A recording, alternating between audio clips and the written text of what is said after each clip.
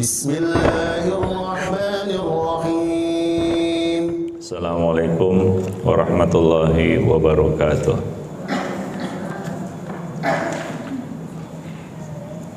Alhamdulillah, nahmaduhu wa nasta'inuhu wa nastaghfiruh wa na'udzu billahi min shururi anfusina wa sayyiati a'malina. Man yahdihillahu fala mudilla lahu wa man yudlil fala hadiya lahu. Asyhadu an la ilaha illallah wahdahu la syarika lah wa asyhadu anna Muhammadan abduhu wa rasuluh la nabiyya ba'dah. Amma ba'du. Para jemaah sekalian, muslimat, hadirat, mukminat, akhwat, ummahat, a'azzani Allah wa iyyakum jami'an. Alhamdulillah, pada kesempatan pagi ini kita dapat bertemu kembali di majelis ini. Kita kembali melanjutkan pembahasan dari buku Renungi Perjalanan Hidupmu, yaitu kita berbicara tentang dahsyatnya hari kiamat. Tentunya setiap mukmin meyakini, wajib mengimani, ini masuk salah satu rukun iman adalah an tu'mina biyaumil akhir. Engkau mengimani adanya hari akhir, yaitu hari kiamat. Banyak sekali nama-nama hari kiamat ini di dalam Al-Quran, ya. Di antaranya adalah Al-Qari'ah, ya, Al-Ghasyiyah, apalagi sebutan hari kiamat yang lain, Yaumut Taghabun, Al-Haqqah, ya, dan banyak lagi nama-nama yang Allah Subhanahu wa taala sebutkan di dalam Al-Qur'an. Ini menegaskan, menguatkan bahwa hari ini adalah hari yang pasti terjadi. Ya, pasti terjadi. Akhir dari kehidupan dunia. Bahwa dunia tidak fana. Artinya tidak fana di sini, dunia itu fana, tidak abadi, afwan. Artinya akan ada akhirnya. Karena dia ada awalnya dan ada akhirnya. Dan akhirnya itulah hari kiamat. Hari di mana Allah Subhanahu wa taala akan menukar langit dan bumi dengan langit dan bumi yang lain. Ya, semua akan berpindah dari alam barzakh ke alam akhirat. Alam barzakh itu berakhir dengan terjadinya hari kiamat. Sebagaimana dunia juga berakhir dengan terjadinya hari kiamat. Allah mengatakan wa min waraihim barzakhun ila yaumi yub'atsun. Di hadapan mereka telah menanti alam barzakh sampai mereka dibangkitkan, yaitu dibangkitkan dari kubur, hari kiamat. Disebut juga yaumul ba's, yaumuddin, hari pembalasan, hari kebangkitan. Ya. Dan hari kiamat ini adalah hari yang sangat dahsyat tentunya. Ya, disebutkan dalam banyak ayat ya tentang bagaimana dahsyatnya hari kiamat itu. Ya, seorang tidak peduli lagi dengan dirinya sendiri, apalagi dengan orang lain, ayah ibunya, anak-anaknya, pasangan hidupnya, teman-temannya. Manusia berterbangan seperti anai-anai. Kemarin gempa, betul. baru digoyang sedikit aja sudah kalang kabut, kayak jantung mau copot dari tempatnya. Ibu di mana waktu itu? Hah? Tidur. Terasa nggak? Terasa ya. Takut nggak? Iya. Itu baru digoyang sedikit, sebentar. Bagaimana dengan hari kiamat yang disebutkan zalzalah? Idza zulzilatil ardu zilzalaha. Ya, digoncangkan sekeras-kerasnya. Ya, hingga bumi bergoyang. Gunung tidak tetap pada tempatnya, berterbangan. Ya, itu kondisi hari kiamat. Sangat menakutkan para jemaah yang dimuliakan Allah. Tapi alhamdulillah, ya, Muslim tidak akan merasakan hari kiamat. Maka selama ada Muslim, insya Allah kiamat masih jauh. Karena kiamat itu terjadi atas orang-orang yang tidak mengenal Allah, yaitu bukan Muslim. Artinya tidak tersisa seorang Muslim pun di muka bumi ini. Saat itulah Allah, ya, menyuruh malaikat Israfil untuk meniup sangkakala, pertanda dimulainya hari kiamat, terjadinya hari kiamat. Ya, nah, selama ada Muslim, insya Allah kiamat masih jauh. Para jemaah yang dimuliakan Allah. Karena sebelum hari kiamat Allah akan mencabut seluruh, ya, siapa saja orang-orang yang ada di dalam hatinya sebesar biji sawi keimanan. Itu peristiwa-peristiwa yang terjadi sebelum hari kiamat. Ya, banyak peristiwa-peristiwa yang mengawali hari kiamat. Mulai dari terbitnya matahari dari sebelah barat, keluarnya Dajjal, keluarnya binatang yang berbulu, keluarnya Ya'juj dan Ma'juj, ya, keluarnya api yang menggiring manusia dari selatan ke utara, ya, dan banyak lagi tanda-tanda hari kiamat. Turunnya Nabi Isa, ya, keluarnya Imam Mahdi, munculnya Imam Mahdi, dan banyak lagi tanda-tanda kedekatan hari kiamat itu. Tapi yang jelas hari kiamat itu akan semakin dekat ketika tidak ada lagi orang yang mengenal Allah di muka bumi ini. Atas mereka lah Allah akan menimpakan hari kiamat itu, karena ini sangat dahsyat dan luar biasa. Muslim selamat darinya, alhamdulillah. Ya, para jemaah yang dimuliakan Allah. Dan manusia yang berada di alam kubur akan dibangkitkan. Selesai alam kuburnya, ya, selesailah alam barzah. Karena alam barzah itu adalah alam transisi, pindah dari alam dunia ke alam akhirat. Karena orang yang mati apa langsung masuk akhirat? Enggak, karena belum kiamat kan. Kemana mereka yang mati ini? Sementara mereka belum di alam akhirat. Tentunya ada alam lain. Allah ceritakan di dalam Al-Quran, mereka berada di alam barzakh. Ya, waktunya itu sampai hari berbangkit. Ada beberapa hadis-hadis Nabi yang menceritakan kepada kita perihal hari kiamat. Yang pertama adalah hari kiamat terjadi pada hari Jumat. Hari ini Selasa. Makanya ketika datang hari Jumat, semua makhluk itu takut. Malaikat takut. Ya, makhluk-makhluk takut.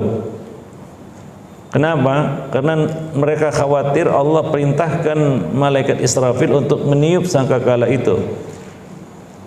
Sementara malaikat Israfil sudah siap meniupnya. Tinggal tunggu perintah. Ya, maka makhluk-makhluk se-alam raya ini takut apabila tiba hari Jumat. Khawatir pada Jumat itulah Allah tetapkan hari kiamat, hari akhir, yang tidak ada lagi hari setelah itu. Selesai hitungan hari, nggak ada lagi Sabtu dan seterusnya. Para jemaah yang dimuliakan Allah, maka dia terjadi pada hari Jumat, karena Allah juga menciptakan alam semesta ini hari Jumat, dan itulah akhir dari alam semesta, hari Jumat juga. Nabi bersabda, khairu yaumin tala'at alaihi syamsu yaumul jum'ah. Hari terbaik terbitnya matahari adalah hari Jumat. Fihi khuliqa Adam. Pada hari itulah Adam diciptakan, bapak kita Adam diciptakan hari Jumat. Wa fihi udkhilal jannah. Dan pada hari Jumat itu juga Adam disuruh masuk surga. Ya. Allah perintahkan Adam dan istrinya untuk masuk ke dalam surga hari Jumat. Wa fihi ukhrija minha. Pada hari Jumat itu juga Adam diusir dari surga karena kesalahannya. Ya. Wala taqumus sa'atu illa fi yaumil jum'ah. Dan tidak akan terjadi hari kiamat kecuali pada hari Jumat juga. Ya, jadi itu peristiwa-peristiwa yang terjadi pada hari Jumat. Aus bin Aus menceritakan bahwa Rasulullah bersabda, "Inna min afdali ayyamikum yaumal jumu'ah." Sesungguhnya hari terbaik bagi kamu adalah hari Jumat. Hari Jumat juga hari besar kaum muslimin, ya. Disebut juga hari raya, hari besar. Fihi khuliqa Adam wa fihi qubida wa fihi an-nafkhatu wa fihi as-saqah. Pada hari Jumat Adam diciptakan, pada hari Jumat Adam diwafatkan, pada hari itu juga sangkakala ditiup, dan pada hari itu juga petir bergemuruh. Saqah itu kebangkitan atau matinya ataupun binasanya semua makhluk. Ya, ketika diteriakkan atau suara bergemuruh yang menyebabkan semua mati. Ya, kullu man 'alaiha fan. Dan itu terjadi, yaitu maksudnya pada hari kiamat, ya. Itu terjadi pada hari Jum'ah, para jamaah yang muliakan Allah. Ya, maka kemarin ada yang meramal tahun 2012 kalau nggak salah, tanggal 12 bulan 12 2012 kiamat katanya. Dia di kalender bukan hari Jumat. Ini bohong. Ya. Nah, Jumat keberapa, di Jumat yang mana, tahun berapa, di bulan apa, ini kita nggak tahu. Tapi yang jelas hari Jumat. Ya, wallahu a'lam bishawab. Taib. Kemudian perkara lain yang berkaitan dengan hari kiamat adalah peniupan as-sur, sangkakala atau sur ini semacam trompet, ya, yang terbuat dari tanduk, itu sur namanya. Pernah lihat trompet yang terbuat dari tanduk binatang? Tanduk binatang itu kan ujungnya runcing, itu dilobangi, ditiup, ujungnya terbuka begini macam corong. Itu namanya sur. Ya, itulah yang disebut dalam bahasa Arab sur. Apakah trompet ataupun surnya malaikat Israfil itu seperti itu bentuknya? Ya, tentunya tidak. Ya. Nah, tapi disebut oleh Allah di dalam Al-Quran dengan sebutan as-sur. Lalu diterjemahkan jadi sangkakala. Sangkakala itu bahasa apa? Sangsekerta, ya. Iya, sangsekerta, sangkakala itu artinya trompet sebenarnya, yang biasa ditiup untuk menandakan Ya, biasanya ya trompet itu ditiup untuk menandakan dimulainya peperangan. Dulu apabila dua pasukan bertemu dan siap untuk bertempur, beradu, itu dimulai dengan ditiupnya sangkakala itu. Gitu ya. Berarti sudah mulai. Wah, gitu. Itu perang zaman dulu ya. Ya, itulah yang disebut sur. Nah, pertanda terjadinya hari kiamat adalah ketika malaikat Israfil meniup sur tadi. Tapi ya istilah yang populer di kalangan kita sangkakala ya. Ya, sangkakala. Wallahu a'lam apakah tepat sur itu diartikan sangkakala. Tapi baiknya kita gunakan istilah sur aja ya. Tapi ya karena untuk pendekatan agar dipahami, maka kita dalam kurungkan sangkakala. Ya, maka dalam bahasa Arab sur itu adalah trompet yang ditiup ketika akan dimulainya peperangan, pertempuran di medan perang. Bentuknya seperti tanduk dan memang dibuat dari tanduk binatang. Ya. Begitu ya tanduk itu. Enggak lurus tanduk itu kan ya. Ditiup begitu. Nah, itu sur. Tiupan sangkakala ini 2 kali. Ya. Tiupan sangkakala ini 2 kali. Artinya malaikat Israfil meniup sangkakala itu sebanyak 2 kali. Tiupan yang pertama disebut sebagai nafkhatul faza' was-sa'. Itu tiupan yang menyebabkan terkejutnya seluruh makhluk dan menyebabkan kematian mereka. Ya, ini disebut nafkhatul faza' atau nafkhatus sa'.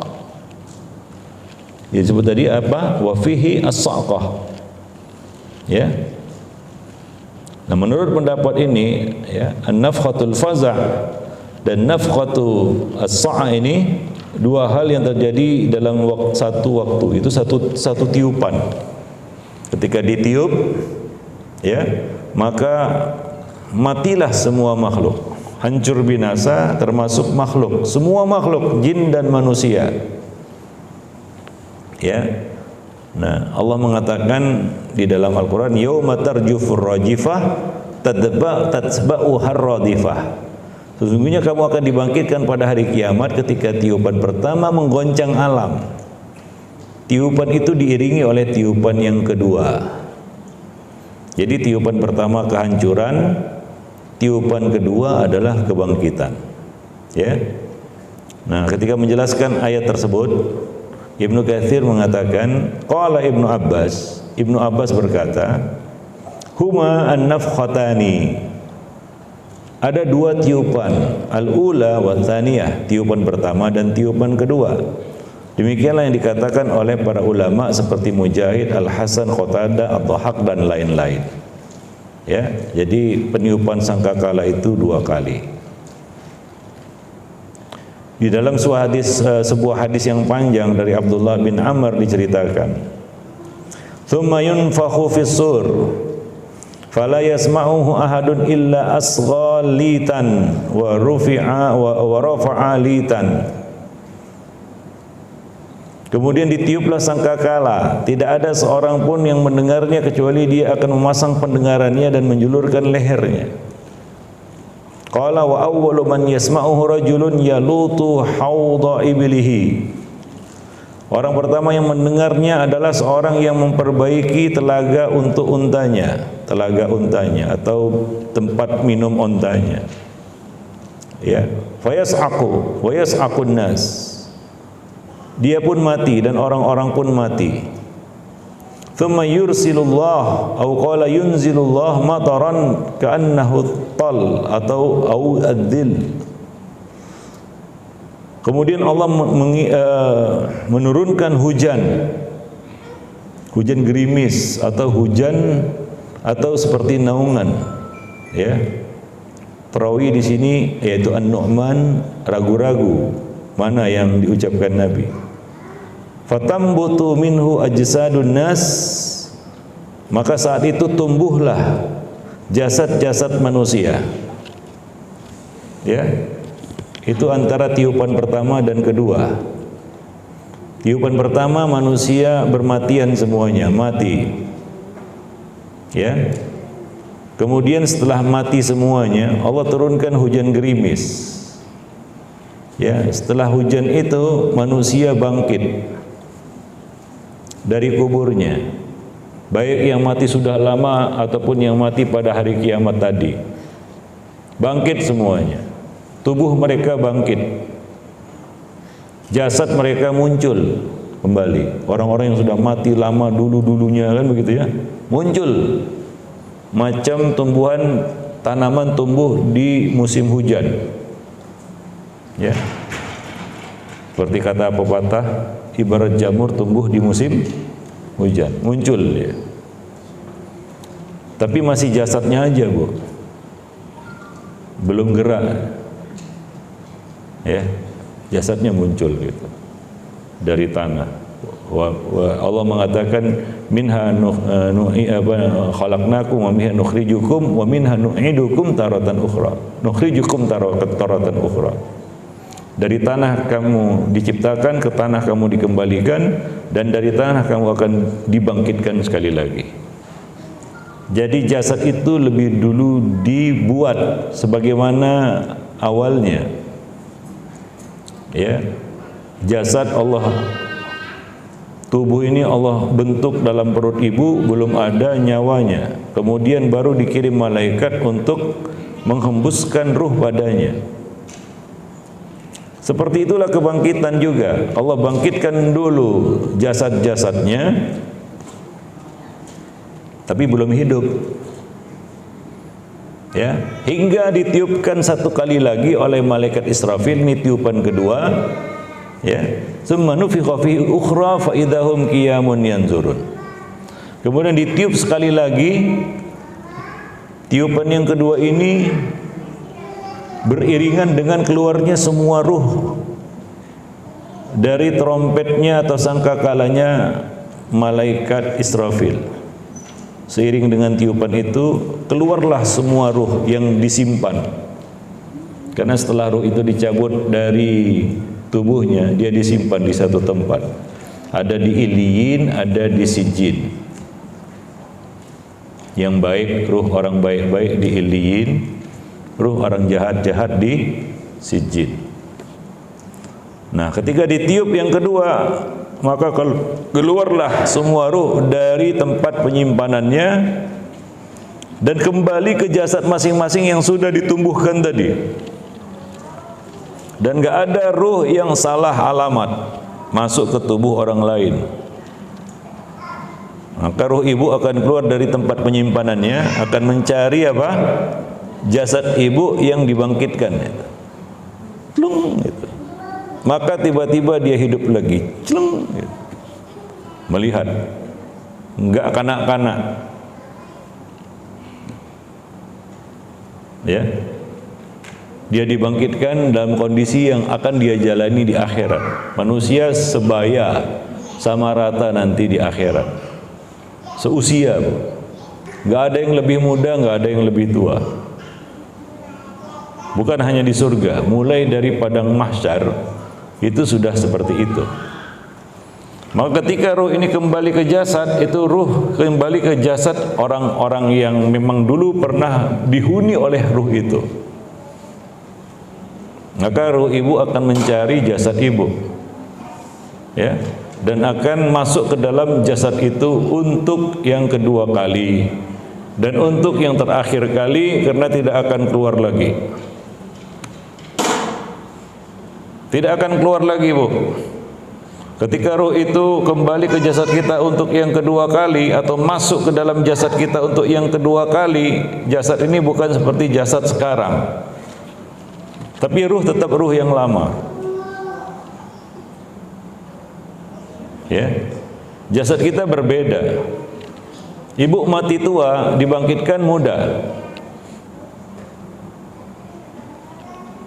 Ya. Oh enggak tuh dibangkit tua begitu, enggak. Walaupun matinya tua. dan tidak akan keluar lagi ruh itu dari jasad ibu, menetap selama-lamanya. La yamutu fiha wala yahya, tidak mati tidak hidup yang masuk neraka itu. Kenapa? Karena Allah akan menyembelih kematian pada hari itu dan akan berkata, al hayat la mauta ba'dah, kehidupan tidak ada lagi kematian setelah itu. Jadi kematian itu disembelih dalam wujud seekor kambing kibas, disembelih kematian itu dalam bentuk seekor kambing kibas. Itu lambang ya, simbol tidak ada lagi kematian. Artinya apa? Tidak ada lagi kematian. Ruh itu tidak akan keluar lagi dari jasadnya seperti halnya di dunia. Ya, ada masa di mana ruh itu harus keluar darinya. Wallahu a'lam bishawab. Jadi dalam hadis yang kita bacakan tadi dijelaskan bahwa ketika sangkakala ditiup pertama kali dan didengar oleh manusia, maka mereka akan mati. Kemudian ketika ditiup sangkakala untuk yang kedua kali, mereka bangkit dari kubur ya, dan hidup kembali untuk menjalani pengadilan akhirat. Ya, para jemaah yang dimuliakan Allah, untuk ditetapkan siapa yang masuk surga, siapa yang masuk neraka. Tapi perjalanan ke situ bukan perjalanan yang singkat, itu perjalanan yang panjang. Ya, tidak apa namanya ya, tidak secepat yang diinginkan oleh manusia. Nah, saking lamanya manusia menunggu di padang mahsyar itu, maka mereka pun mendatangi para nabi. Mulai mereka mendatangi Adam, berikut mendatangi Nuh, mendatangi Ibrahim, Musa, Isa, baru akhirnya manusia mendatangi Nabi kita Muhammad sallallahu alaihi wasallam. Ini menunjukkan lamanya pengadilan itu dimulai. Ya. Artinya apa? Menunggu itu adalah azab. Pernah menunggu, Bu? Menunggu yang tak pasti. Enak enggak? Enggak enak ya? Ya. Itu manusia dibiarkan menunggu dan tidak enak itu. Ya, ibu pernah disuruh nunggu enggak? Enggak enak ya? Enggak enak. Nah, ini berkaitan ya dengan masalah azab kubur itu. Ada satu kaum namanya Mu'tazilah mengingkari azab kubur. Baginya azab kubur itu tidak adil. Bagi mereka azab kubur itu tidak adil. Kenapa? Karena dia diadili sebelum, dia disiksa sebelum diadili. Kenapa harus diazab dalam kuburnya sementara orang itu belum diadili? Maka bagi mereka azab kubur itu satu kezaliman, maka tidak ada azab kubur kata mereka. Ini Mu'tazilah ya, alasan mereka seperti itu. Ya, azab kubur itu satu ketidakadilan karena manusia disiksa sebelum diadili. Pernah dengar itu? Itu ada satu kaum namanya Mu'tazilah. Kita mengimani azab kubur. Iman enggak dengan azab kubur? Ada enggak azab kubur itu? Taib. Kira-kira apa bantahan kita kepada kaum Mu'tazilah itu? Bahwa azab kubur itu katanya enggak ada. Karena konsekuensinya itu ketidakadilan. Apa bantahan kita kepada mereka?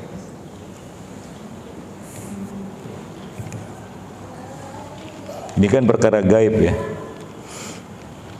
Apa bantahan kita kepada mereka? Membuktikan bahwa azab kubur itu betul-betul ada, bukan enggak ada. Gimana, Bu? Ibu yakin azab kubur? Dari mana Ibu yakin? Udah pernah mati? Kok tahu ada azab kubur? Kok tahu? Dari mana tahu? Ah, iyalah dari hadis.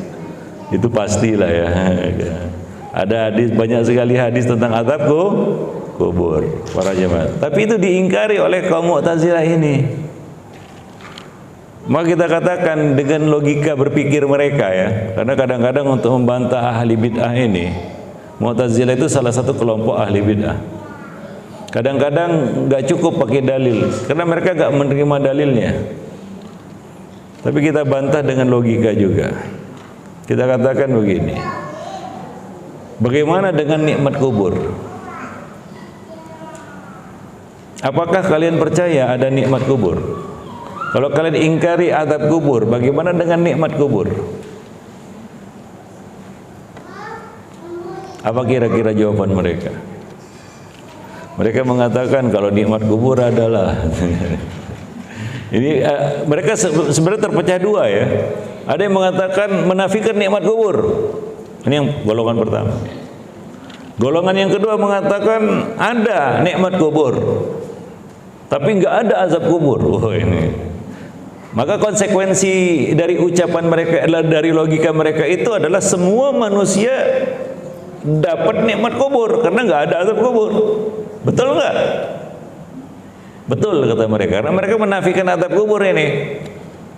Maka kita katakan dengan logika mereka itu nggak adil. Kenapa? Karena orang yang jahat juga dapat nikmat kubur. Apa untungnya jadi orang baik kalau antara yang baik dan yang jahat sama-sama di dalam kuburnya dapat nikmat semua? Itu tidak adil. Mereka menolak azab kubur dengan mengatakan itu adalah ketidakadilan. Toh akhirnya mereka jatuh kepada pemikiran yang sama, logika yang sama. Ya, ketika mereka sebagian Mu'tazilah ini menetapkan nikmat kubur itu ada, artinya apa? Semua manusia dapat nikmat dalam kuburnya, bukankah demikian? Yang baik maupun yang jahat. Adil itu? Ya, adil. Apa untungnya jadi orang baik? Apa ruginya jadi orang jahat? Taib. Maka diamlah mereka. Ini golongan yang pertama. Golongan yang kedua mengatakan, wah, nggak ada nikmat kubur juga, nggak ada. Azab kubur nggak ada, nikmat kubur nggak ada. Jadi ngapain itu di alam kubur? Nunggu gitu. Maka kita katakan menunggu itu azab. Kalau semua menunggu, maka orang yang baik ini pun terazab dia. Karena dia nunggu tanpa dapat apa-apa. Bingung lagi mereka itu. Oh iya ya, menunggu itu azab. Karena salah satu bentuk kesulitan yang Allah berikan pada hari kiamat di padang mahsyar adalah menunggu. Dan menunggu itu gak enak dan azab. Ya. Nah, maka nggak ada lagi jalan bagi mereka untuk menghindar dari azab kubur. Bahwa itu betul-betul ada. Karena konsekuensinya dengan nikmat kubur. Dengan kondisi manusia di alam kuburnya. Imma dapat nikmat atau dapat azab. Nah, ini sekilas tentang masalah menunggu tadi ya. Akhirnya sampailah kepada masalah menunggu itu azab. Kalau kita pernah jalan-jalan misalnya ke luar negeri, kita ditahan. Pernah ibu ditahan? Dimasukkan dalam ruangan, kamar kecil, kamar ukurannya kecil, bukan kamar kecil, kamar ukurannya kecil, entah berapa kali berapa gitu. Disuruh apa di situ? Gak diapa-apai, disuruh nunggu. Wah, pegel itu, ya, sakit gitu. Gak diapa-apai itu, dibiarkan aja, suruh nunggu 2 jam, 3 jam gitu. Tersiksa kali itu. Para jemaah yang dimuliakan Allah, ya. Nah, demikian. Jadi manusia saat itu akan mendatangi para nabi untuk minta kepada Allah agar disegerakan pengadilan akhirat. Wallahu a'lam bishawab. Baik. Kita lanjut. Mengenai jarak antara dua tiupan itu, ya, antara tiupan pertama dan tiupan kedua disebutkan ya dalam suatu hadis Nabi bersabda, "Ma baina an-nafkhataini arba'un." Antara dua tiupan itu adalah 40. Qalu ya Abu Hurairah arba'una yauman. Qala abaitu. Qalu arba'una syahran qala abaitu. Qalu arba'una sanatan qala abaitu. Beliau mengatakan, Nabi bersabda, jarak antara dua tiupan adalah 40. Sahabat bertanya, wahai Rasulullah, wahai Abu Hurairah, itu perawi, apakah 40 hari? Abu Hurairah menjawab, mungkin enggak. Abai itu artinya mungkin enggak, atau aku enggak, artinya mungkin enggak. Qalu arba'una syahran, 40 bulan. Abai itu, kata Abu Hurairah, mungkin juga tidak. Ya. Qalu arba'una sanatan, qala abaitu. Apakah 40 tahun? Ya. Abu Hurairah tetap menjawab abaitu. Aku rasa juga tidak. Ya, nah demikian. Jadi 40 apa? Kita nggak tahu ya. 40. Mungkin 40 abad bisa jadi. Atau ada hitungan yang lebih lama daripada abad. Ya, jadi waktu yang lama. Maksudnya Abu Hurairah enggan untuk menegaskan atau memastikan apakah 40 hari, 40 bulan, atau 40 tahun. Akan tetapi yang pasti adalah jaraknya 40. Ya, nah demikian. Ada yang mengatakan juga bahwa jarak dua tiupan ini adalah di antara dua perkara yang tidak diketahui kecuali Allah. Hanya Allah yang tahu kapan hari kiamat, dan hanya Allah yang tahu berapa jarak antara tiupan pertama dan tiupan kedua. Antara tiupan kehancuran, itu terjadinya kiamat, dan tiupan kebangkitan, itulah tiupan kedua. Ibnu Hajar mengatakan, maksudnya aku tidak bisa menjelaskan karena aku tidak mengetahuinya. Aku tidak berbicara tentang hal itu hanya berdasarkan pendapat atau logika. Jadi itu masih rahasia Allah. 40 apa?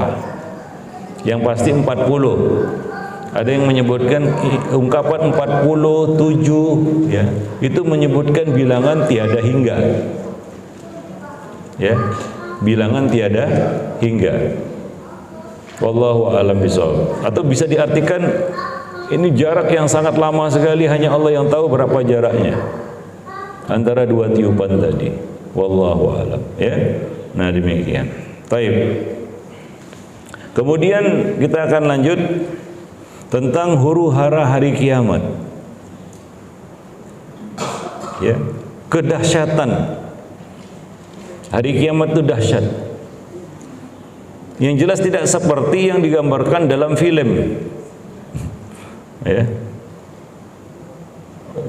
Allah menghancurkan tiupan pertama itu, tiupan kehancuran itu. Allah menghancurkan alam semesta dalam satu hari. Tidak berbulan-bulan. Konyolnya ada yang selamat lagi. Ya kita dikadal-kadali aja sama Hollywood itu. Ya banyak juga yang percaya itu. Ya orang-orang itu kan bikin film untuk propaganda sebenarnya. Ya, supaya kita menganggap kecil, remeh hari kiamat. Oh, bisa selamat dari hari kiamat. Ya buat ini buat itu, pindah ke planet lain, selamat kalau ini dunia kiamat. Ya gimana mau selamat, taruhlah bisa pindah ke planet lain. Memangnya planet lain itu nggak hancur, hancur juga, bintang-bintang berguguran. Mau pergi kemana pun nggak bisa selama masih berada di alam semesta. Ya, di alam yang diciptakan oleh Allah Subhanahu wa Ta'ala. Nggak ada yang bisa mengelak dari kiamat ini. Maka semua makhluk takut, termasuk penghuni-penghuni langit itu takut. Malaikat-malaikat yang menghuni langit itu takut apabila muncul matahari di hari Jumat, karena khawatir itulah dia hari kiamat. Ya, nah, taib. Dan Allah Subhanahu wa Ta'ala menggambarkan bahwa dahsyatnya kiamat itu akan menjadikan anak kecil tiba-tiba beruban. Ya, itu satu yang sangat mengerikan, saking menakutkannya, anak-anak jadi tua, beruban. Ya, karena melihat kedahsyatannya, kengeriannya.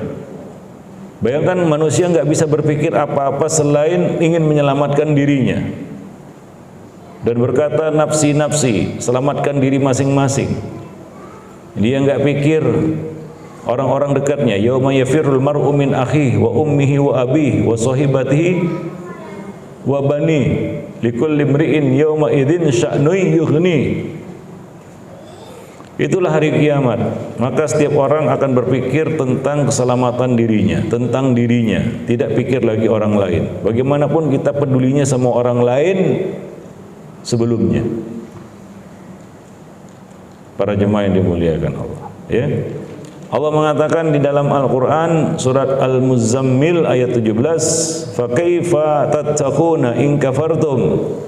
Maka bagaimanakah kamu dapat memelihara dirimu jika kamu tetap kafir? Yauman, pada hari, yaj'alul wildana shiba, yang menjadikan anak-anak beruban. Ya, anak-anak jadi beruban. Biasanya orang beruban itu karena apa, Bu? Banyak pikiran ya. Betul ya? Banyak pikiran jadi beruban. Atau satu yang mengguncang, sangat mengguncangkan ya, hingga orang itu menjadi beruban. Banyak faktor yang membuat manusia jadi beruban. Itu maksudnya beruban di sini adalah dia jadi tua. Anak-anak jadi tua. Begitulah dahsyatnya hari kiamat. Ya. Nah, salah satu bentuk kedahsyatan hari kiamat juga adalah menyebabkan seorang ibu yang sangat menyayangi bayinya tidak lagi peduli dengan bayi yang disusuinya. Ya, tidak ada yang melebihi kasih sayang ibu terhadap bayi. Itu simbol kasih sayang, sudah. Ya, hingga Allah, Nabi aja membandingkan itu dengan kasih sayang Allah kepada makhluknya.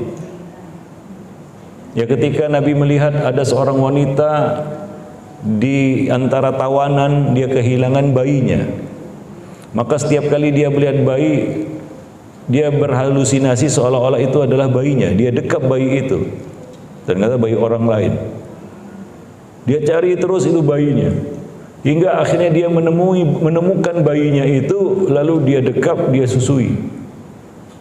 Nabi bertanya kepada sahabat melihat fenomena itu, menurut kalian mungkinkah wanita itu akan melemparkan bayinya ke dalam api? Sahabat menjawab, tentu saja tidak ya Rasulullah. Ya, dia begitu sayang sama bayinya, dia cari-cari ke sana kemari. Maka apa kata Nabi? Sungguh Allah lebih sayang kepada hambanya daripada wanita itu kepada bayinya. Itu dijadikan sebagai komparasi, perbandingan bagaimana cintanya, sayangnya Allah kepada hambanya. Dengan apa? Seorang ibu kepada bayinya. Ibu-ibu punya bayi tentunya ya. Pernah punya bayi enggak? Bagaimana sayangnya ibu kepada bayi dengan sayangnya ayah kepada bayi itu? Sama enggak? Enggak. Yang rela bangun malam menyusui, ya, begadang, mengurus, jatuh bangun, lintang pukang, atau lintang pukang, ya, untuk mengurus bayi ini. Siapa? Ibu. Maka dikatakan kasih ibu sepanjang jalan, kan begitu ya. Saking besarnya itu dijadikan sebagai perbandingan dengan sayangnya Allah kepada hamba. Para jemaah yang dimuliakan Allah. Baik, jadi kita bisa membayangkan bagaimana besarnya sayangnya seorang ibu kepada bayinya. Tapi di hari kiamat sayang itu hilang. Bayangkan dahsyatnya itu. Bisa membuat seorang ibu ya tidak lagi peduli dengan bayi yang sangat disayanginya. Dia lepaskan, dia lemparkan bayi itu, dia lepaskan bayi itu, dia lari ingin menyelamatkan diri sendiri, nggak peduli lagi dengan bayinya. Ini suatu kondisi yang mungkin nggak terbayangkan. Apa mungkin Ustaz seorang ibu melemparkan bayinya lalu ingin menyelamatkan dirinya sendiri pada saat itu? Suatu kedahsyatan yang mungkin nggak bisa kita bayangkan ya. Para jemaah yang dimuliakan Allah, ya. Nah, tapi itu yang terjadi pada hari kiamat. Ya. Kemudian wanita yang hamil akan mengalami keguguran karenanya. Karena dahsyatnya hari kiamat itu. Biasanya wanita ya tidak ingin gugur kandungannya, karena dia tahu dalam kandungannya itu ada janin, ya, ada bayi yang dikandungnya. Tapi hari kiamat itu akan gugur karena dahsyatnya hari kiamat itu. Ya, gugurlah semua kandungan-kandungan, nggak jadi manusia, karena nggak ada manusia baru lagi. Ketika ditiup itu nggak ada lagi manusia yang lahir hari kiamat. Tulis di KTP-nya, lahir hari kiamat. Nggak ada, Bu. Nggak ada yang lahir hari kiamat. Nggak ada kelahiran pada hari kiamat. Kenapa? Karena kedahsyatan hari kiamat itu semua janin yang ada di kandung wanita gugur. Nggak ada bayi yang lahir hari kiamat. Oh, bayi brol lahir hari kiamat, baru lahir hari kiamat. Nggak ada. Para jemaah yang dimuliakan Allah, wallahu a'lam bishawab. Begitu dahsyatnya hari kiamat. Allah mengatakan di dalam Al-Quran berkaitan dengan hal itu, ya ayuhan nas ittaqu rabbakum inna zalzalatas sa'ati syai'un 'adzim. Wahai manusia, takutlah kamu kepada Rabb kamu, sesungguhnya kegoncangan hari kiamat itu adalah sesuatu yang sangat dahsyat. Jadi goncangannya itu dahsyat. Kemarin aja baru 5, sekian skala Richter, itu sudah dahsyat. Kita di studio waktu itu di Roja, belum siaran. Kan di Roja itu di atas tuh studionya. Udah di atas panggung lagi kami kan gitu ya. Di studio itu ada panggungnya. Itu guncangannya luar biasa. Alhamdulillah belum mulai siaran itu, pada beloncatan semua keluar itu. Yang apa namanya, yang hostnya, yang ustadznya. Waktu itu kita jam 1 kan ada siaran jam 1 kemarin kan. Biasa jadwal saya itu. Kan belum mulai itu kan, belum mulai itu. Pas mau mulai itu, lagi masang-masang ini. Masang ini alat untuk mulai apa, untuk mic-nya itu. Begitu guncang itu pada lompat semua keluar dari ruangan. Turun kan di atas, turun. Coba bayangkan udah mulai siaran tuh, Bu. Itu jadi live yang mantap. Ya. Yang lebih dulu lari hostnya itu, cus itu, saya ikut juga. Kenapa? Ibu tahu studio itu gimana bentuknya? Nggak tahu? Pernah masuk studio Roja? Belum. Di atas itu lampu-lampu, besi-besi itu di atas itu. Kursi seluruhan gitu, besi melang melintang gitu. Itu kalau rubuh ya selesailah. Makanya begitu gempa, mungkin sudah SOP-nya gitu ya, langsung keluar semua. Alhamdulillah belum siaran. Kalau siaran lucu gitu ya, masuk live kan gitu ya. Alhamdulillah itu ada hikmahnya juga, agak-agak leler kita itu mulainya. Kena gempa rupanya. Ya habis gempa kan mulai lagi siaran itu. Kalau kemarin ngerilai Roja, lihat Roja gitu ya. Habis gempa kan kita siaran itu. Walaupun masih deg-degan gitu. Ya, para jemaah yang dimuliakan Allah. Taib ya. Jadi suatu goncangan yang sangat azim, dahsyat. Luar biasa, sangat besar, artinya dahsyat. Yauma tarawunaha tadhalu kullu murdi'atin amma arda'at. Ya, kamu lihat karena dahsyatnya goncangan itu, lalailah semua wanita yang menyusui anaknya dari anak yang disusuinya. Lalailah di sini maksudnya dia nggak peduli lagi. Dia letakkan, dia lari, ingin menyelamatkan diri. Padahal nggak selamat. Ya. Wa tad'u kullu dzati hamlin hamlaha, dan gugurlah kandungan segala wanita yang hamil. Nggak ada lagi kelahiran. Nggak akan bisa dia pertahankan kehamilannya itu ketika terjadi, saking dahsyatnya gugur itu semua kandungan, semua janin dalam kandungan, karena nggak akan lahir. Seperti yang kita sebutkan, nggak ada orang lahirnya hari kiamat. Ya. Kemudian apa? Wa taran nasa sukara wa ma hum bisukara. Kamu lihat manusia seperti dalam keadaan mabuk padahal mereka sebenarnya tidak mabuk.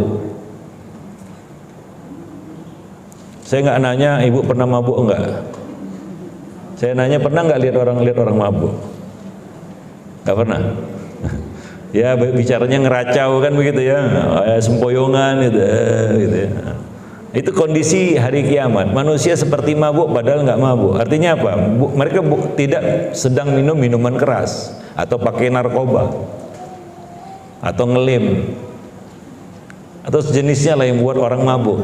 Tapi mereka seperti itu, seperti orang mabuk.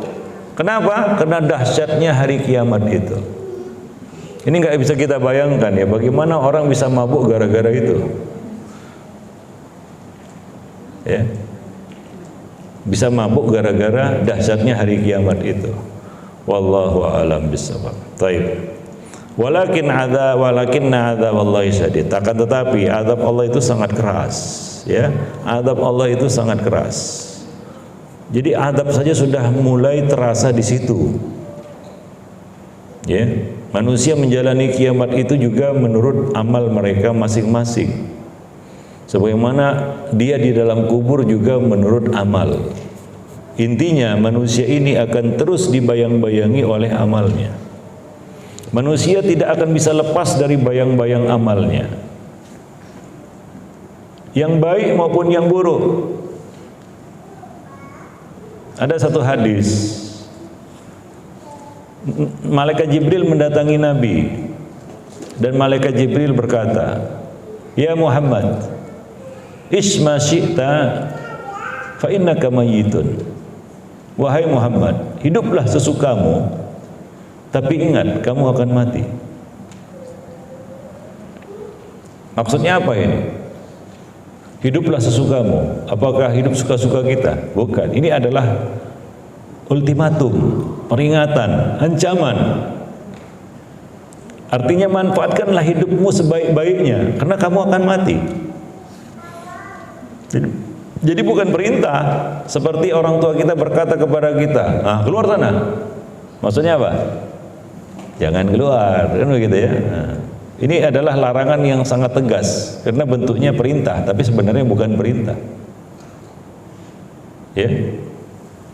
Yang kedua, malaikat Jibril berkata kepada Nabi, "Ahbib man ahbabta fa innaka mufariquh." Silakan cintai orang yang kamu cintai, tapi ingat kamu akan berpisah darinya. Artinya apa di sini? Siapa yang tahu?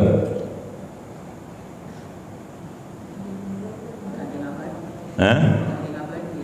Apa? Enggak, perintah itu. Cintailah orang yang orang yang ingin kamu cintai. Enggak, maksudnya ini perintah atau apa? Isinya apa maksudnya? Hah? Cintai? Iya, seadanya aja, sewajarnya. Jangan berlebih-lebihan. Ya. Saya tanya, ibu cinta nggak sama suami? Saya tanya lagi, ibu cinta nggak sama suami? Diam jawabannya, ragu menjawabnya. Ada perasaan lain kayaknya. Cinta nggak sama suami?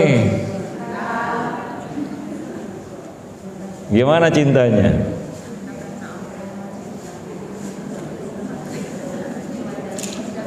Gimana cintanya? Hah? Gimana? Saya cinta karena Allah. Iya, tahu saya karena Allah kan itu ya. Gimana cintanya?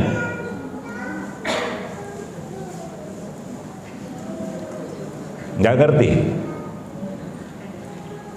Yaitu jawabnya seharusnya, ya Ustadz, saya menyintainya sewajarnya, nggak berlebih-lebihan.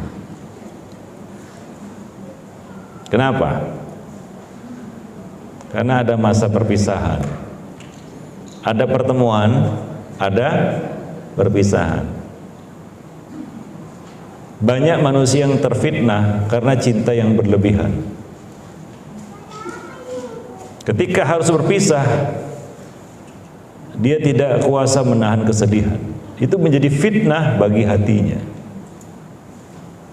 ya, gagal move on lah, kan gitu ya, larut dalam kesedihan yang tidak berujung, ya, uring-uringan sampai mati, gitu ya. Karena sehidup semati, kan gitu ya, macam-macam lah. Setan mempermainkan hatinya.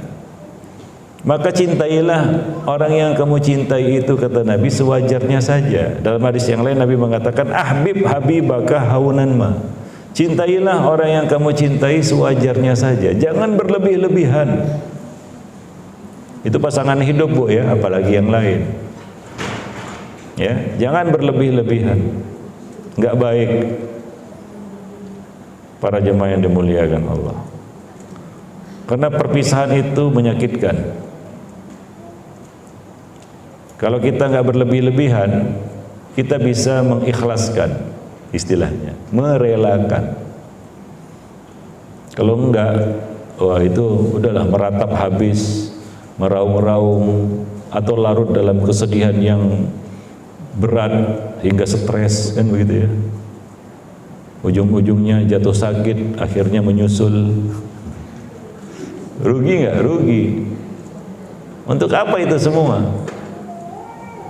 Kehilangan suami, cari yang lain lagi. Ngajar yang enggak Ustaz gitu. Enggak, maksudnya jangan lebih-lebih lah ya. Jangan lebih-lebih.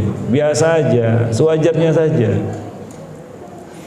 Ya, karena cinta kepada selain Allah dan Rasulnya itu cinta yang tidak identik dengan iman. Beda ya, kita cinta kepada Allah dan Rasulnya itu bagian dari iman. Cinta kepada selain Allah dan Rasulnya itu bukan bagian dari iman. Ya, jadi tidak bisa disamakan antara kita menyintai Allah dan Rasulnya dengan menyintai selain keduanya. Maka kelezatan iman itu bisa dirasakan apabila kita menjadikan Allah dan Rasulnya sebagai yang paling kita cintai daripada selain keduanya. Dengan itu kita merasakan lezatnya iman. Kalau kita jadikan cinta kepada Allah dan Rasulnya di atas segalanya, yang paling kita cintai.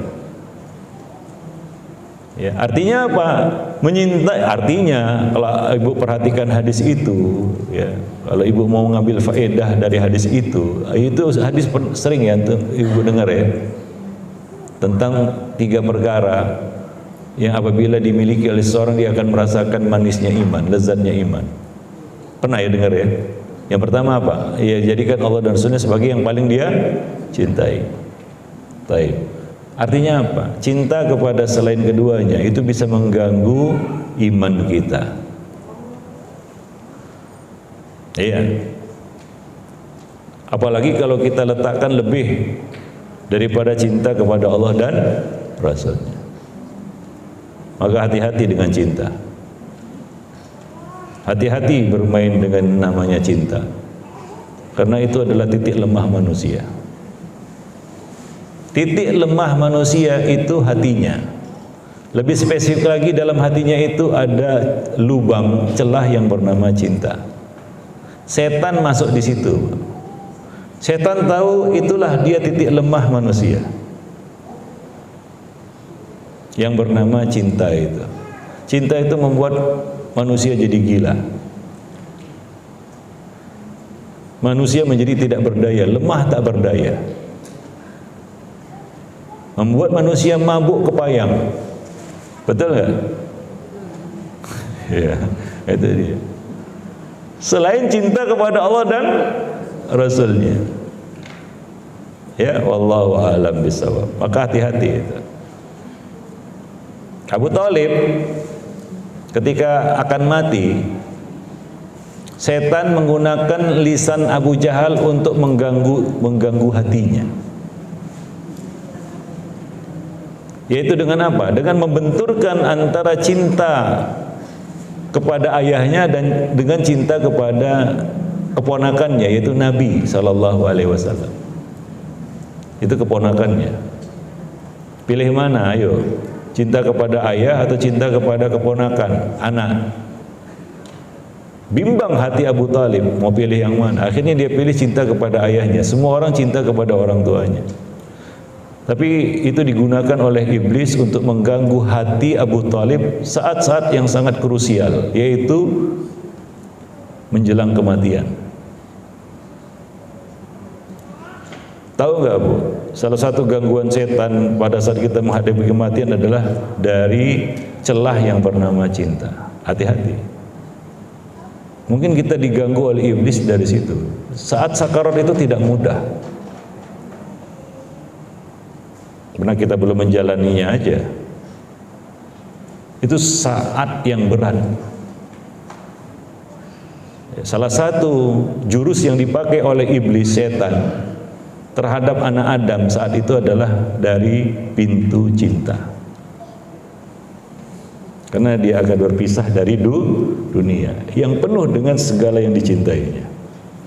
Diganggu hatinya. Maka jangan heran kalau orang susah mengucap la ilaha illallah. Mungkin gak terpikir olehnya. Karena dia sangat berat menghadapi perpisahan dengan segala yang dicintainya. Apalagi cinta itu berlebihan. KO dia Bu, gak berdaya. Hati-hati gitu. Maka hati-hati dengan cinta. Cintailah selain Allah dan Rasulnya seadanya aja, sewajarnya saja, ya. Nah demikian. Baik.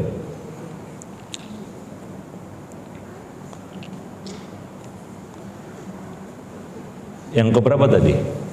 Yang kedua ya.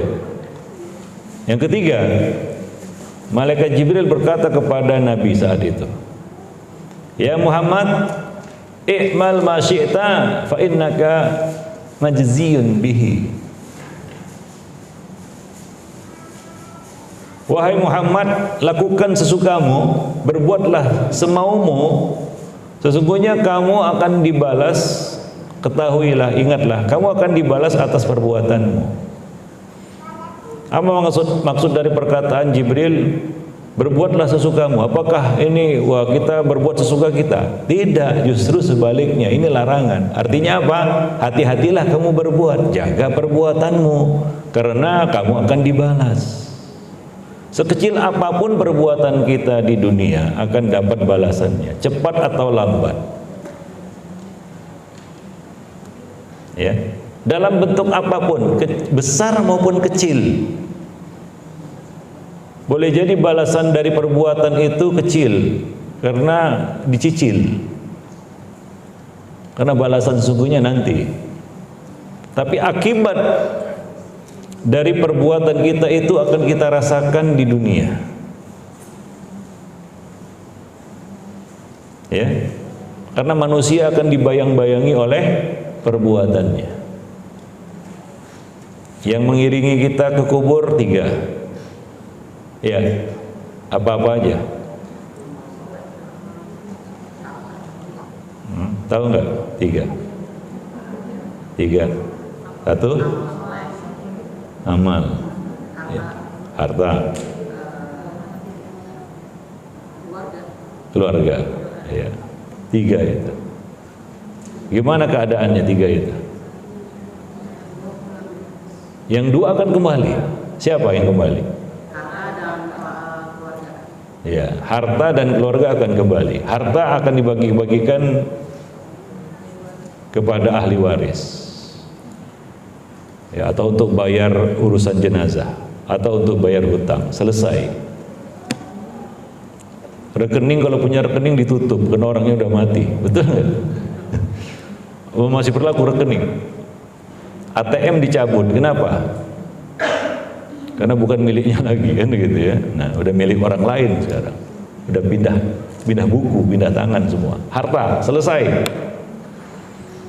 Keluarga, ada yang mau berkemah di kubur itu? Kalaupun berkemah nggak akan bersamanya juga, kan gitu ya. Karena dia di dalam kubur ini. Keluarga akan pulang ke rumah masing-masing. Ya tadi masih menangis terseduh-seduh, sudah pulang ketawa ketiwi. 2 bulan kemudian sudah lupa, ibu gak diingat lagi. karena suami sudah kawin lagi. Anak-anak mungkin sedih 1-2 hari, 2-3 bulan kemudian dia pun lupa. Ya harus lupa juga lah, masa dia harus terus sedih, murung, kan enggak, kasihan juga Bu. Manusia itu perlu lupa karena itu. Kalau enggak kan kita betapa pedihnya hidup ini kalau kita enggak punya lupa. Ibu bayangkan enggak ibu hidup tanpa lupa? Ya keluarga memang melupakan kita. Enggak mungkin dia ingat terus, sedih terus, kasihan juga ya Bu, anak kita Bu. Kita tinggalkan sedih terus ingat kita gitu. Mau kita seperti itu? Enggak mau juga kan? Mereka akan pulang dan mereka lupa. Ibu akan dilupakan. Dan memang harus dilupakan. Paling-paling dia ingat sekali-kali doakan, ya kan gitu ya. Ya kan? Tinggallah satu yang akan terus menemani kita, membayang-bayangi kita, mengejar kita, menguntit kita, menempel kita sampai kita di alam kubur. Siapa? Apa itu? Amal kita. Dan di alam kubur itu, itulah yang akan menemani kita. Itu yang akan menemani kita. Kalau amal itu amal baik, dia akan menjelma dan menjadi sosok yang menyenangkan, yang friendly, yang enak dilihat. Itu yang akan menemani kita, harum baunya, jadi teman yang baik dalam kubur. Kalau itu amal yang buruk, maka menjelma menjadi sosok yang menakutkan, tidak bersahabat, bau, pokoknya tidak enak. Dan itulah yang akan menemani kita. Jadi amallah yang menemani kita di alam kubur. Dibangkitkan, akan dibangkitkan menurut amalnya juga. Itu di padang mahsyar macam-macam manusia itu. Ada yang dibangkitkan, dikumpulkan di padang mahsyar, bentuknya sekecil semut, semut yang halus. Semut itu kan macam-macam ya. Ada semut yang paling halus itu, ad-dur namanya dalam bahasa Arab. Ada yang dibangkitkan oleh Allah pada hari kiamat keamthali dur. Dur itu semut kecil yang halus. Saking halusnya nggak nampak dia. Kalau an-naml semut juga, tapi semut gede. Seperti surat An-Naml ya, semut yang berbicara dengan Nabi Sulaiman, tahu ya? Naml itu semut gede-gede. Ada nggak semut gede? Nampak ya, nampak. Dari atas kita berdiri gini nampak itu semut gede. Tapi kalau semut yang halus itu kayaknya pakai mikroskop itu baru nampak. Saking kecilnya, halusnya dia. Gerakannya juga halus. Itulah dur. Nah, ada orang hari kiamat dibangkitkan seperti itu. Siapa ini? Apa amalnya? Amalnya sombong. Orang ini orang sombong di dunia. Ya, jadi dibangkitkan menurut amalnya. Oh, ada yang dibangkitkan nggak ada daging pada wajahnya, nggak ada pun sekerat daging yang menutupi wajahnya. Ya kayak tengkorak hidup gitu. Kenapa orang ini? Apa amalnya? Amalnya apa? Ini tukang minta-minta, peminta-minta. Dia punya tapi minta. Ada yang timpang sebelah badannya. Timpang sebelah tahu, gak sinkron kanan dan kiri. Apa amal orang ini? Ah ya, cepat jawabnya. Mungkin udah hafal itu, sering disampaikan kepada suami mungkin ya, supaya suami takut cari yang lain gitu ya. Iya, itu orang yang tidak berlaku adil dalam poligami. Jadi macam-macam ya bentuk manusia dibangkitkan, dikumpulkan di padang mahsyar. Semua itu menurut amal. Ketika matahari didekatkan, itu berbeda-beda juga. Air keringat yang menutupi mereka. Ada yang sebatas mata kaki, ada yang sebetis, ada yang sepaha, sepinggang, ada yang tenggelam dengan air keringatnya sendiri. Ini semua bergantung dengan amal. Jadi amal manusia itu terus membayangi manusia itu. Sampai menyeberang sirat itu bergantung amal juga. Ada yang secepat kilat, ada yang seperti menunggang kuda, menunggang unta, berlari, berjalan, merangkak, mengesot. Ada yang tersambar, akhirnya jatuh ke neraka gara-gara amalnya juga. Ada dua amal itu yang mengintai manusia, yaitu amanah dan silaturahim. Amal juga kan. Nah begitulah dia manusia nggak akan lepas dari bayang-bayang amalnya di dunia sampai di akhirat. Maka dari itu jaga amal perbuatanmu, baik-baiklah hidup ini. Gak usah macem-macem lah, jangan yang aneh-aneh, gak usah nyeleneh. Ya baik-baiklah hidup kalau mau selamat. Singkatnya seperti itu, Bu. Simple kan?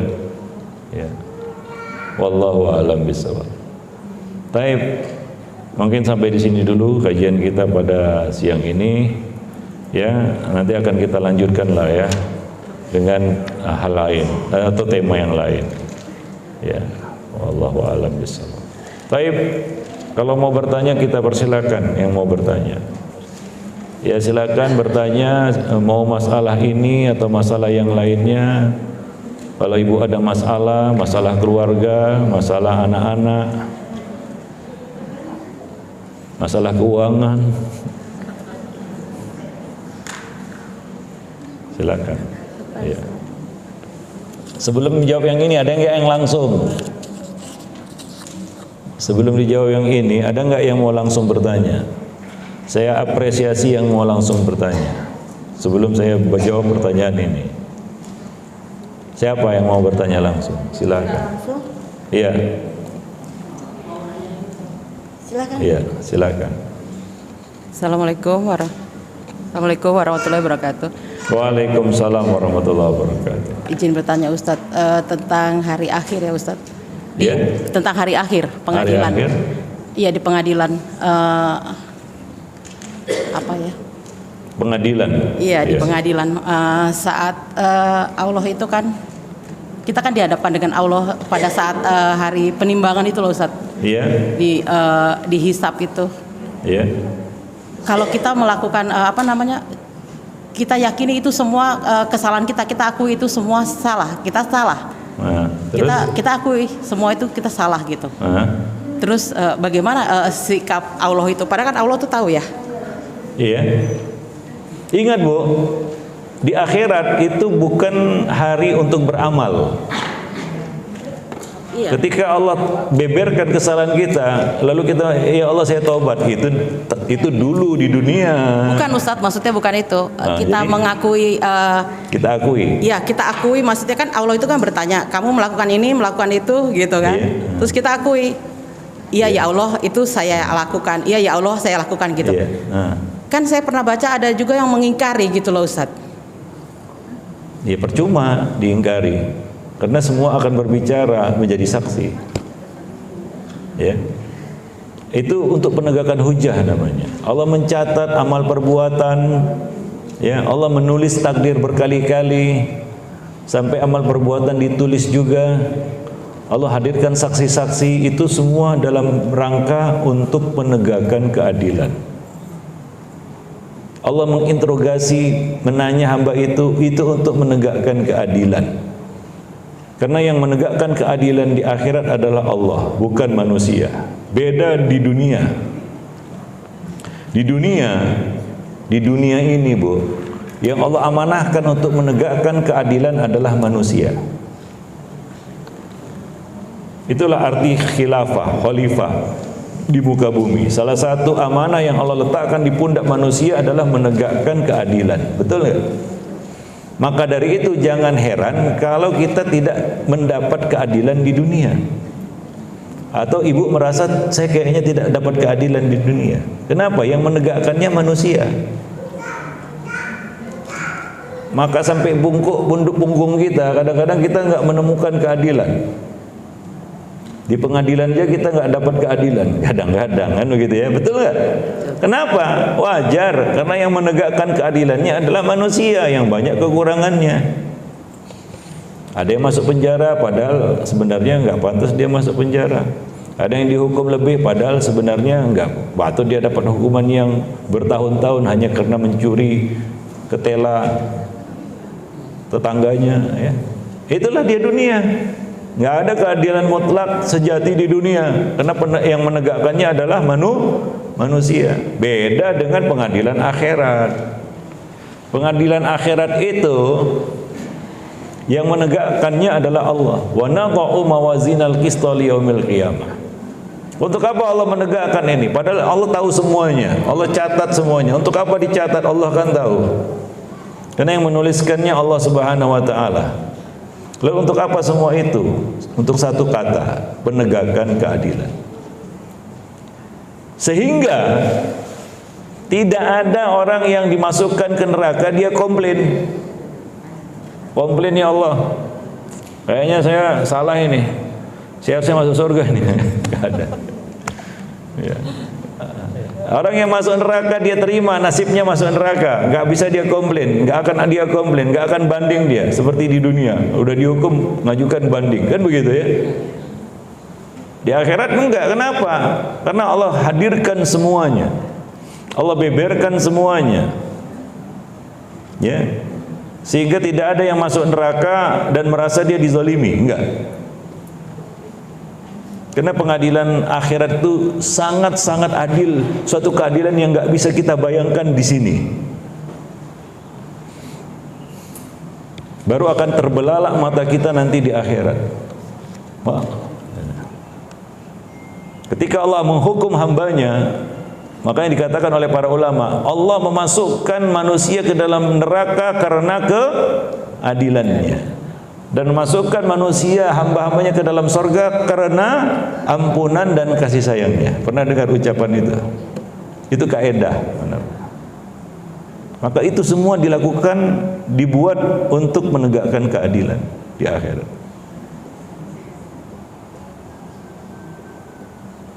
Siap-siaplah menghadapi pengadilan akhirat yang benar-benar adil, ya. Nggak ada manusia yang dirugikan. Innallaha la yadzlimu mithqala dzarrah. Allah tidak akan menganiaya, berbuat tidak adil kepada siapapun walaupun sebesar biji dzarrah. In taku hasanatan yudha'ifha. Kalau dia baik, dia ada baik, Allah akan membalasnya, bahkan melipat gandakannya. Demikian akhirat itu. Wallahu a'lam bishawab. Baik. Kita jawab ini dulu ya. Ustadz, apakah orang yang meninggal di hari Jumat, apakah akan terbebas dari azab kubur? Gak ada yang bebas dari azab kubur kalau dia berhak mendapatkannya. Ya, wallahu alam, ini sering ditanyakan. Saya nggak tahu apakah ini berasal dari hadis atau gimana. Ya, wallahu alam bishawab. Tapi setahu saya nggak ada hadis yang bunyinya seperti itu. Mati di hari Jumat termasuk husnul khotimah. Termasuk husnul khotimah, tapi tidak berdiri sendiri. Syaratnya apa? Ya dia mati di atas la ilaha illallah. Ya, dan tidak ada hal-hal yang membuatnya pantas mendapatkan azab kubur. Seperti misalnya apa? Dia tukang namimah, dia tukang ghibah. Ya. Nah, mati hari Jumat tidak merubah nasibnya. Ya, nah demikian. Wallahu a'lam. Misalnya orang yang mati hari Jumat dalam kondisi sedang mabuk, apakah dia husnul khotimah? Walaupun mati hari Jumat itu salah satu tanda husnul khotimah.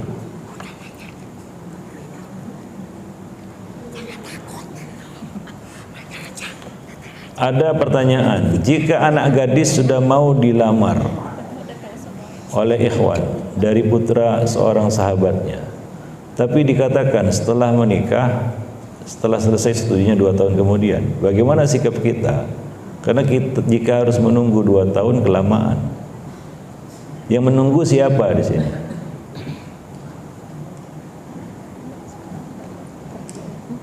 Apakah yang menunggu si gadis itu? Karena di sini dikatakan bahwa menikahnya setelah selesai studi 2 tahun kemudian. Siapa yang studi di sini? Itu Ustaz, jadi yang studinya tuh ikhwannya, tapi ikhwannya, ya. orang tuanya itu sudah ingin mempertemukan anaknya. Iya, udah ta'aruf istilahnya. Ya. Tapi setelah itu dikatakannya, tapi nikahnya itu nanti orang tua akhwatnya kan menyampaikan bagaimana ini kalau dikatakan 2 tahun lagi udah mau dipertemukan gitu. Oh itu ya. Taib. Ya. Amal soleh itu jangan ditunda sebenarnya, ya. Karena kita nggak tahu apa yang terjadi di depan.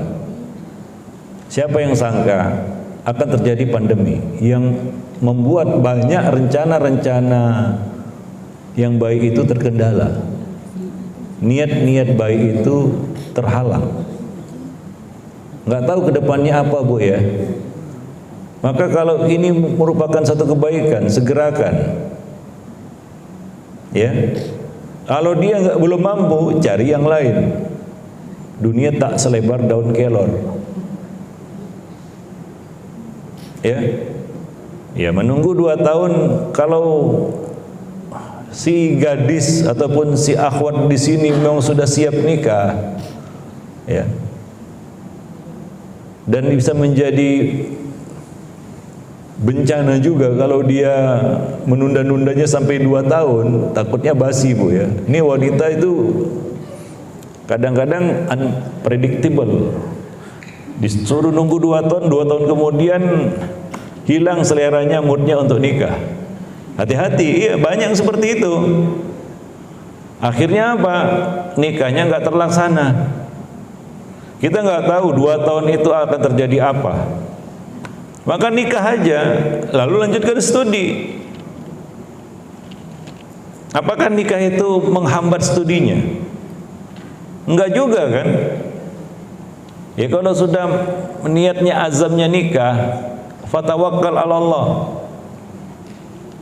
Ya, menggantung seperti ini ya jadi fitnah bagi keduanya. Enggak nikah tapi berhubungan, ta'aruf itu. Kan mengganggu juga itu, mengganggu studinya, mengganggu si akhwat ini juga. Di tengah jalan sebelum 2 tahun tiba-tiba berubah hatinya. Nggak tahu ya, hati manusia ya. Ya, bisa aja terungkap hal-hal yang bisa membuatnya berpindah ke lain hati. Ya. Dapat info begini, info begitu kan gitu ya. Akhirnya udah mulai ragu dia gitu. Maka kalau itu niat baik, perbuatan baik, jangan ditunda-tunda. Apalagi udah usianya gitu. Ya, nah demikian. Ya kalau si ikhwan juga kalau belum siap, ya jangan berani-beranian ngelamar anak orang. Kalau mau masih belajar, fokus dulu belajar dengan cerita ta'arufan ini. Apalagi 2 tahun ini. Kalau cuma 2 hari mungkin lah. Iya kan? Wallahu a'lam bishawab, ya. Nah, itu bisa jadi fitnah bagi keduanya. Ya. Pastilah berhubungan lah mereka kan itu dengan apa? Di media sosial kan begitu ya. Nah, itu mengganggu keduanya, jadi fitnah bagi hati keduanya. Wallahu a'lam bishawab. Ya. Nah, demikian. Ya artinya dipercepat, disegerakan kalau itu niat baik. Kita khawatir, Bu. Katanya setelah selesai studinya 2 tahun, 2 tahun kemudian selesai, dia mau nyambung lagi. Aduh, ini dapat beasiswa katanya. Aduh, tunda dulu lah ya, 2 tahun lagi, 4 tahun. Jadi perawan tua lah gadis itu. Ya, nah demikian. Niat baik jangan ditunda, karena kita nggak tahu apa yang akan terjadi ke depannya. Apa kata Allah? Wa ma tadri nafsum madza taksibu ghadan. Tidak ada satu orang pun yang tahu apa yang akan diusahakannya besok. Ya. Nah demikian. Kalau ini kan gantung masih. Ya. Nah demikian. Taib. Saya ingat ya. Kita ini kisah ya. Kita itu berangkat haji tahun 2010, haji reguler. Waktu itu kita daftar 2009. Daftar 2009 Bu, berangkat 2010. Nggak pakai lama nunggunya, ya nunggu biasalah, hari tahun ini dibayar, tahun depan berangkat, kan begitu ya. Dengan harga yang sangat murah waktu itu, paling murah dalam sejarah ONH reguler, 26 juta dari Medan waktu itu. Jadi dari dari nomor porsi, harga nomor porsinya 20 juta tinggal nambah 6 juta aja. Karena setelah sebelumnya ataupun sudahnya naik gitu, karena dolar tinggi-tinggi gitu lah ya. Nah 2010 kami berangkat. Waktu itu ada teman yang nggak mau daftar 2009. Dia katakan, nanti aja lah 2010 baru saya daftar. Padahal dia mampu ini, nanti aja lah. 2010 kan bisa. Berangkatlah kami 2010 pulang.